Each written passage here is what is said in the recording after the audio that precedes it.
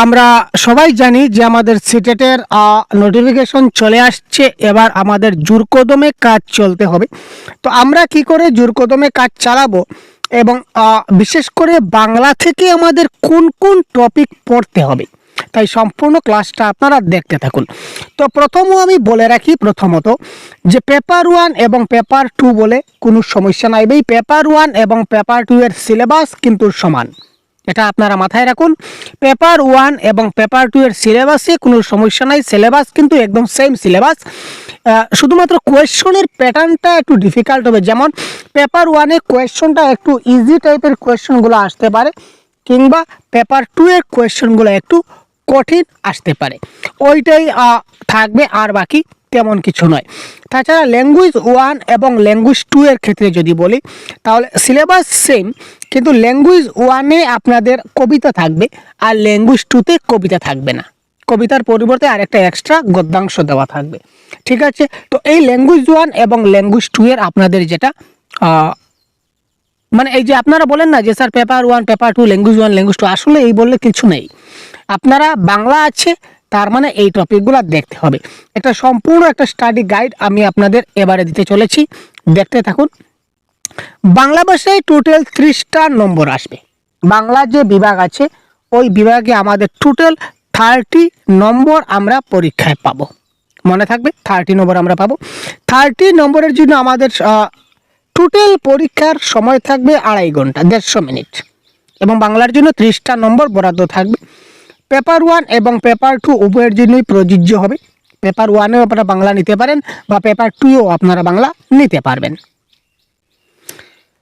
এবারে এখানে দুটো সেকশন থেকে আমাদের প্রশ্ন আসবে। প্রশ্নটা আসবে আমাদের দুটো সেকশন থেকে।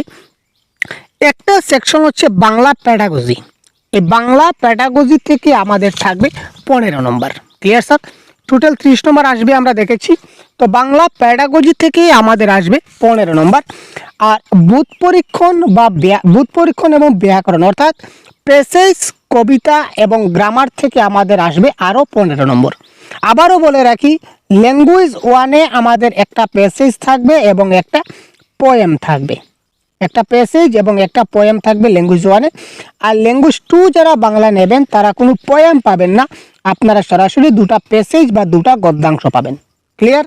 তো এই বুধ পরীক্ষণ মানে হচ্ছে এই যে প্যাসেজের কথা বললাম, অনুচ্ছেদের কথা বললাম, এই অনুচ্ছেদ এবং বাংলা গ্রামার মিলে আমাদের আরও 15 নম্বর থাকবে, আর প্যাডাগজিতে 15 নম্বর।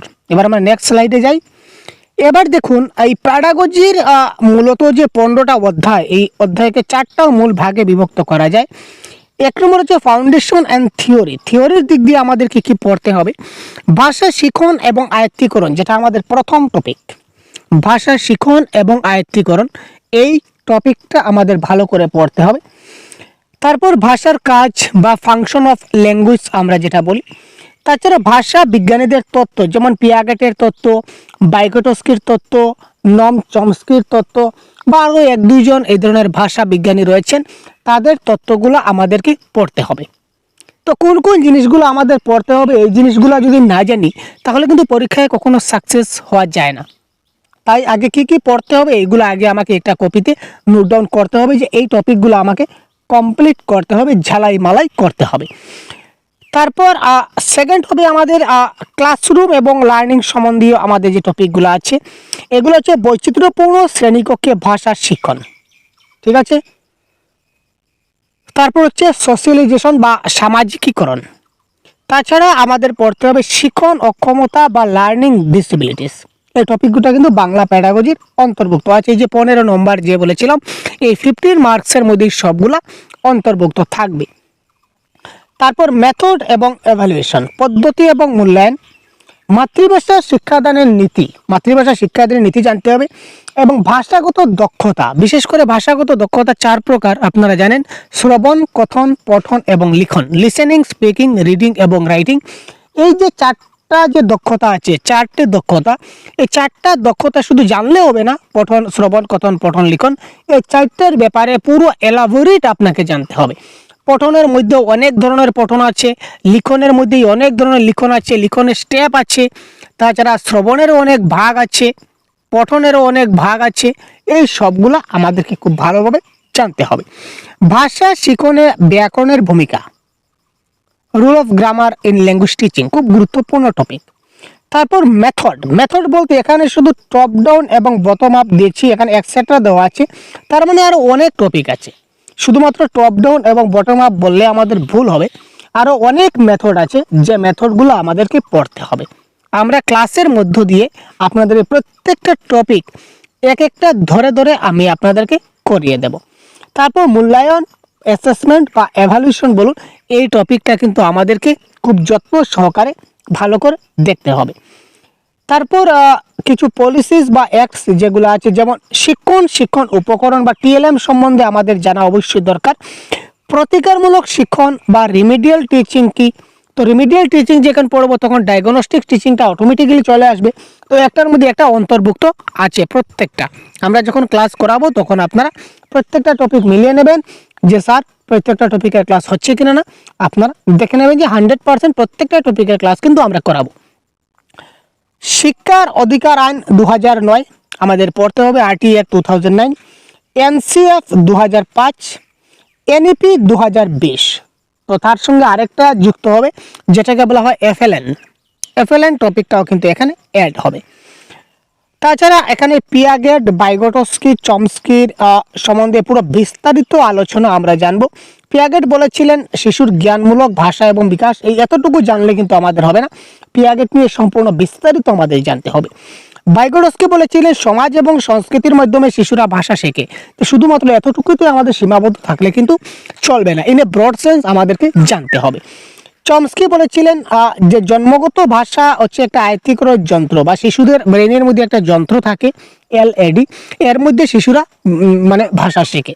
তো শুধুমাত্র এতটুকুতে আমাদের সীমাবদ্ধ থাকলে চলবে না, একটা বিস্তারিতভাবে আমাদের জানতে হবে। তারপর এনসিএফ 2005 বা আরটি অ্যাক্ট 2009, এনইপি 2020 এবং সম্পূর্ণ বিস্তারিত আমাদের জানতে হবে।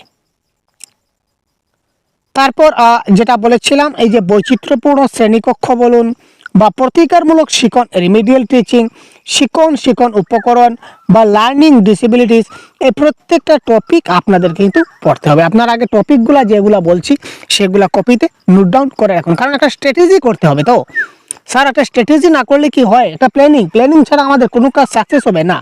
আগেই আমরা সিলেবাসটা করেছি যাতে করে এই প্ল্যানিং অনুসারে আমরা কাজ চালাতে পারি। এবারে দেখি বাংলা ব্যাকরণের মূলত 13টা অধ্যায়, আরও 1-2টা এডিশনালি প্লাস হবে পরবর্তী সময়, মানে আমরা করাবো, দেখতে পাবেন। মূলত এই 13টা অধ্যায় যেটা বিশেষ গুরুত্বপূর্ণ। 1 নম্বর যেমন শব্দ এবং পদ থেকে কি কি টপিক থাকছে, শব্দ ভাণ্ডার, তৎসম, অর্ধতৎসম, তদ্ভব, দেশি বিদেশি, কোন শব্দ তদ্ভব, কোন শব্দ তৎসম, এগুলো আপনাদেরকে জানতে হবে। এটা একটা ট্রিক আছে, মুখস্থ করলে চলবে না। পদ বলতে বিশেষ্য, বিশেষণ, সর্বনাম, অব্যয় এবং ক্রিয়া, ঠিক আছে, এইগুলো আপনাদের জানতে হবে। সমার্থক শব্দ, বিপরীত শব্দ আপনাদের আসবে, এইগুলা জানতে হবে। ভাষা বলতে হবে সাধু ভাষা এবং চলিত ভাষা। একটা বাক্য দেওয়া থাকবে, এটা সাধু ভাষায় আছে, আপনাকে চলিত ভাষায় এটা রূপান্তর করতে হবে, কিংবা চলিত ভাষায় রূপান্তর দেওয়া আছে, আপনাকে সাধু ভাষায় সেইটাকে পুরো সেন্টেন্স থেকে আপনাকে ট্রান্সফর্ম করতে হবে, ট্রান্সলেট করতে হবে, পরিবর্তন, রূপান্তর করতে হবে। তারপর হচ্ছে বাক্য এবং বাক্যের গঠন, ক্রিয়ার কাল এবং ক্রিয়াপদ, সকর্মক, অকর্মক, দ্বিকর্মক, সমাপিকা এবং অসমাপিকা ক্রিয়া। বিশেষ করে এই 5 প্রকারের ক্রিয়াপদ আমাদেরকে জানতে হবে, সকর্মক, অকর্মক এবং দ্বিকর্মক, সঙ্গে সমাপিকা এবং অসমাপিকা। এই টোটাল আমরা এই 5টা ক্রিয়াপদ আমরা কভার করব।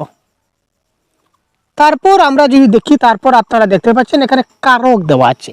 আমাদের কিন্তু কারকটাও কিন্তু আমাদের খুব ভালো করে, কারক নির্ণয়ের সহজ পদ্ধতি, একটা ক্লাস দেখলে আপনাদের আর লাগবে না, একটা ক্লাস দেখার সঙ্গে সঙ্গে আপনাদের কারক একদম খালাস হয়ে যাবে, বলবেন স্যার কারক তো আর নয়, এক ক্লাসে কিন্তু কারক খালাস হয়ে গেছে স্যার।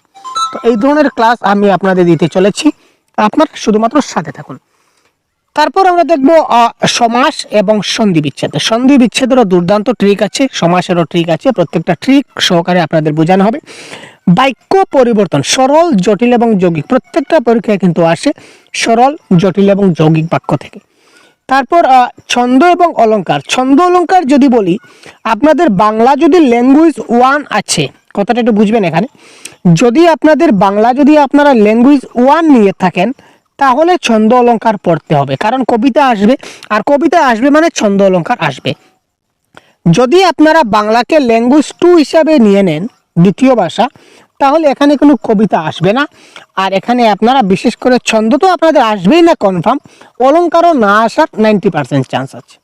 ঠিক আছে, তার পরবর্তী স্লাইডে আমাদের কি বলেছে দেখুন। এখানে যা বলেছিলাম, সমাস, সন্ধি বিচ্ছেদ, কারক এবং ক্রিয়াকাল, এই 4টা হচ্ছে গুরুত্বপূর্ণ অধ্যায়। এই 4টা অধ্যায় হচ্ছে বাংলা ভাষার একটা গাণিতিক সূত্র। এই 4টা অধ্যায় বিশেষ করে আমরা গণিতে যেভাবে সূত্র হয় এই সূত্র অনুযায়ী আমরা শেখার চেষ্টা করব। এগুলো মুখস্থ নয় ভাই, মুখস্থ না করে অন্তর্নিহিত লজিক বা যুক্তি বোঝার চেষ্টা করতে হবে। কারণ মুখস্থ করলে আমরা কয়টা বাক্য মুখস্থ করব, কয়টা শব্দ মুখস্থ করব, কয়টা সেন্টেন্স মুখস্থ করব, আমরা তো পারবো না, তাই না? তাই এইগুলা মুখস্থ না করে একটা গাণিতিক সূত্রের মাধ্যমে আমরা সবগুলাকে শেখার চেষ্টা করব নিখুঁতভাবে। তো এবারে যা বলেছিলাম, আমাদের যেটা প্রস্তুতি কি ধরনের হবে এটা যদি আমরা দেখি, প্যাডাগজি যেটা মূল লক্ষ্য, এটা হচ্ছে শ্রেণীকক্ষের বাস্তব পরিস্থিতি অনুধাবন এবং শিশুর মনস্তত্ত্ব বুঝে বুঝে আমাদের শিখতে হবে। এটা কি করে বুঝতে হবে? যদি আমরা প্যাডাগজি শিখতে চাই আমাদের ক্লিক করতে হবে স্যার স্টাডি মেথডটা কি, প্রস্তুতির ধরনটা কি, কনসেপ্ট ক্লিয়ার করতে হবে। প্রত্যেকটা টপিকের কনসেপ্ট, এমসিকিউর উপর আমরা জোর দেব না, বারবার বলি এমসিকিউর উপর জোর দেওয়ার দরকার নেই, কিছুটা এমসিকিউ করবেন প্র্যাকটিস। কারণ 10,000, 20,000, 50,000 এমসিকিউ যদি আপনি প্র্যাকটিস করুন, আপনি একটা প্রশ্ন কমন পাবেন না। That is my challenge. লিখে রাখুন, আপনি আজকে বিগত 10 বছর থেকে সিটেট পড়াচ্ছি এবং আমি 10 বছর থেকে সিটেট দিচ্ছি, নিজেও আমি প্রত্যেকবার কিন্তু সিটেট দেই এবং আপনাদের আশীর্বাদ, গুরুজনদের আশীর্বাদ এবং ভগবানের আশীর্বাদে প্রত্যেক বছরই কিন্তু আমি ভালো নম্বরে কোয়ালিফাই করি। এটা আমার হবি হয়ে গেছে, শখ। যদিও আমার সিটেটের সার্টিফিকেটের প্রয়োজন নাই, অলরেডি আমি জবে আছি, কিন্তু তারপরেও আমি প্রত্যেক বছর কিন্তু আমি সিটেট দিই। এটা আমার একটা হবি এবং সবার আশীর্বাদে আমি একটা ভালো নম্বরও পাই। তো প্রথমত কি করতে হবে, এবং এই যে কনসেপ্ট যদি আমরা না বুঝি, কনসেপ্ট ক্লিয়ার, প্রথমে কনসেপ্টটাকে আমাদের কি করতে হবে, ক্লিয়ার করতে হবে, প্রত্যেকটা টপিকের কনসেপ্ট। তারপর এই কনসেপ্টের সঙ্গে সঙ্গে এই বাস্তব উদাহরণের সঙ্গে মিলে খুঁজে আমাকে একটা মিল ধরিয়ে রাখতে হবে যে যদি এই টপিক থেকে প্রশ্ন আসে তাহলে আমি এই ধরনের যদি করি তাহলে আমি অবশ্যই জিনিসটাকে শিখতে পারবো বা বুঝতে পারবো। তো প্রশ্নের ধরনটা থাকবে পরিস্থিতি ভিত্তিক বা প্রয়োগমূলক, যেগুলো হয় এই ধরনের আমাদের প্রশ্ন থাকছে। গ্রামারের ক্ষেত্রে আমরা কি করব, অনুচ্ছেদ থেকে নিখুঁতভাবে ভাষার গঠন এবং নিয়ম আমরা শনাক্ত করব। প্রচুর অনুশীলন, পাঠ্য পড়ার অভ্যাস এবং নিয়মের যৌক্তিক প্রয়োগ করব। নিয়মগুলো আমাদেরকে একটু গ্রামারের ক্ষেত্রে কিন্তু নিয়মগুলো কিছুটা জানতে হয়। তারপর সরাসরি সূত্রভিত্তিকে আমরা যাব না, আমরা বুধ পরীক্ষণ নির্ভরের উপর আমরা ক্লাসগুলো আমরা আপনাদেরকে দেওয়ার চেষ্টা করব। এবার সিলেবাস যদিও বিশাল, সিলেবাস কিন্তু অনেক বড়। যদিও আপনারা দেখছেন যে আমি একটু সময় সব সিলেবাসটা আলোচনা করে দিয়েছি, তার মানে মনে হতে পারে যে স্যার সিলেবাসটা তো অনেক ছোট, কিন্তু না, সিলেবাসটা অনেক বিশাল। যদি আমরা সঠিক পরিকল্পনায় যদি আমরা কাজ না করি তাহলে আমরা সাফল্য পাবো না। আমাদেরকে সঠিক পরিকল্পনা অনুযায়ী করতে হবে। তো আমাদের পরিকল্পনা কি স্যার? আমাদের পরিকল্পনা হচ্ছে সিলেবাসকে প্রথমে ভাগ করে নিতে হবে। একসঙ্গে সম্পূর্ণ সিলেবাস করা যাবে না। আজকে একটা টপিক আমরা ধরবো, আগামীকালকে আরেকটা টপিক, তার পরের দিন আরও একটা টপিক, তারপরের দিন আরও একটা টপিক, এইভাবে এক একটা টপিক এক এক দিন আমরা কভার করব। ঠিক আছে, প্রত্যেকটা টপিককে এক এক দিন আপনাদের কভার করতে হবে।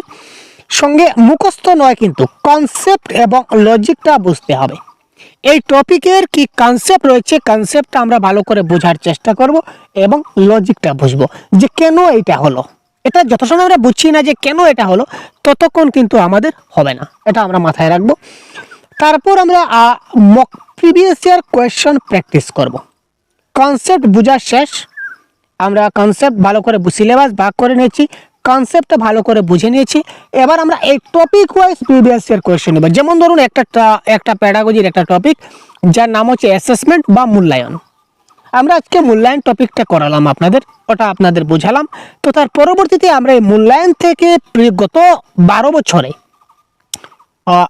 কি কি প্রশ্ন এসেছিল, 12 থেকে 2026, টোটাল 13-14 বছরে, এবার 26 প্লাস হয়ে গেছে, 26-এ 2 দিন সিটেট হয়েছিল, 7 তারিখ 8 তারিখ, ওটারও কোয়েশ্চন আমরা অ্যাড করে দেব। তো এই 12 বছরে এই টপিক থেকে কি কি প্রশ্ন এসেছিল এইগুলো আমরা দেখে নেব। তখন কী হবে, কনসেপ্টটা আরও বেশি আমাদের ক্লিয়ার হয়ে যাবে। তারপর আমরা মক টেস্ট করব, প্র্যাকটিস সেট করব, ওএমআর শিটে করব, বাস আর কি চাই। এই ধরনের এই স্টেপগুলো যদি আমরা ফলো করতে পারি প্রত্যেক দিন, তাহলে অবশ্যই আমরা ভালো নম্বর অবশ্যই পাবো। এটা সহজ গুরুর তরফ থেকে বেস্ট উইশেস থাকলো। এবং আপনারা যারা আমাদের পেইড ব্যাচে জয়েন হতে চান তাদের জন্য আমরা জানিয়ে রাখি যে প্রতি বছর ন্যায় এবারও আমাদের পেইড ব্যাচ স্টার্ট হয়ে গেছে সেপ্টেম্বর 2026কে মাথায় রেখে। এবারের আমাদের ব্যাচটা হচ্ছে প্রতিশ্রুতি ব্যাচ। তো এই ব্যাচে আপনারা বাংলা ভাষার সম্পূর্ণ ক্লাসের নোটস পিডিএফ ফাইলগুলো আপনারা পড়তে পারবেন, কিন্তু ডাউনলোড বা প্রিন্ট করতে পারবেন না। এটা দুঃখিত, আমি আগে বলে রাখি, কারণ এখানে অনেকগুলো পিডিএফ ফাইল আছে আপনাদের জন্য, সাফিসিয়েন্ট পিডিএফ ফাইল, 50টারও বেশি প্র্যাকটিস সেট, 50টারও বেশি মক টেস্ট, তাছাড়া আরও আমরা পেন পেপার মক টেস্ট নেব, অনলাইন মক টেস্ট তো আছেই। তাছাড়া প্রত্যেকটা ক্লাসের নোটস বা আমরা যেগুলো ইবুক বানিয়েছি এইগুলা সবগুলো আপনারা দেখতে পাবেন। লাইভ ক্লাস, রেকর্ডেড ক্লাস, প্রত্যেকটা টপিকের আপনারা এখানে আছে। আপনার একবার সহজগুরু অ্যাপটা ডাউনলোড করে নিন প্লে স্টোর থেকে সহজগুরু অ্যাপটা ডাউনলোড করে আপনারা এই কোর্স যেখানে পাবেন এই কোর্সে আপনারা এনরোল হয়ে যাবেন। ঠিক আছে, সঙ্গে সঙ্গে আপনাদের অনেক কিছু দেওয়া আছে, অলরেডি আমরা আগে থেকে কাজ করে রেখেছি এই কোর্সের মধ্যে, আপনারা সবগুলো দেখতে পাবেন। এবং তার পরবর্তীতে আপনাদের একটা হোয়াটসঅ্যাপ গ্রুপে অ্যাড করা হবে, এবং এই হোয়াটসঅ্যাপ গ্রুপের মাধ্যমে আপনারা ইনফরমেশন পাবেন যে কখন আমাদের লাইভ ক্লাস হতে চলেছে, কখন কি ক্লাস হবে, কখন কি নোটস দেওয়া হবে, কখন মক টেস্ট হবে, সবগুলো আপনারা এই হোয়াটসঅ্যাপ গ্রুপের মাধ্যমে জানতে পারবেন। আরও বিস্তারিত কিন্তু জানতে গেলে অবশ্যই আপনারা কমেন্টে যোগাযোগ করবেন। ধন্যবাদ। এই পর্যন্তই, খুব শিগগিরই আমরা অন্য ক্লাস দেখতে পাবো, এবং প্রত্যেকদিন আমাদের ইউটিউবে কিন্তু ফ্রি ক্লাস আসবে। ঠিক আছে, তো ধন্যবাদ।